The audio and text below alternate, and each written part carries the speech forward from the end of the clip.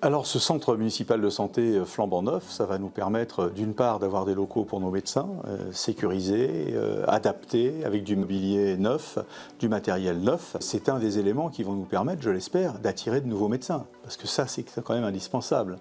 En période où partout en France on cherche les médecins, il faut qu'on soit meilleur que les autres. Ce CMS tant attendu dans la partie sud de la ville du Blanc-Ménil va répondre à l'attente de la population de ce quartier, déjà pour accueillir les patients, mais aussi que les praticiens puissent travailler dans de bonnes conditions. Nous avons tous les semestres des internes en santé qui ont minimum 7 années de médecine, qui viennent renforcer l'équipe des médecins généralistes installés déjà ici sur le site.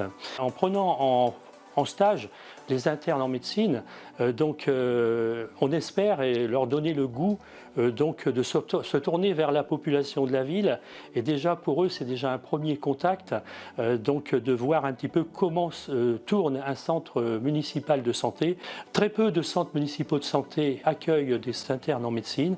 Nous, on en fait donc quelque chose d'important et de valorisant pour la ville. En général, ils sont encadrés par un médecin formateur, puis après lâchés seuls en consultation, toujours en recevant les conseils d'un médecin titulaire de la ville. Il y a besoin d'une offre de médecine abordable pour les gens. Et j'ai tellement entendu dire, mais ça c'était des slogans de campagne. Vous savez, en politique, j'ai appris malheureusement que les gens mentent parfois pendant les campagnes pour faire peur aux gens. On nous a dit on a dit aux gens, on leur a fait peur, il va supprimer les centres municipaux de santé, alors que moi j'avais dit non, on va les conserver, on va faire même mieux. On va les développer et les moderniser. C'est ce qu'on fait avec la livraison de ce centre Kaplan, Dr Kaplan, qui porte le nom du premier médecin des dispensaires du Blanc-Ménil, qui remplacera donc le centre Lamaze. Et très prochainement, nous rénoverons le centre Rouquès. Nous allons même gagner du temps par rapport au calendrier, puisqu'il prendra place au-dessus de la halle, dans le cadre de la rénovation du centre-ville. Et bien, au-dessus de la halle, il y aura un étage dédié au centre municipal de santé Rouquès, donc qui sera transféré dans le centre-ville de la ville, avenue Pierre et Marie Curie. Donc voilà, c'est une œuvre complète. On est à la pointe aujourd'hui sur l'autisme. On a un centre dédié à l'autisme sous toutes ses formes.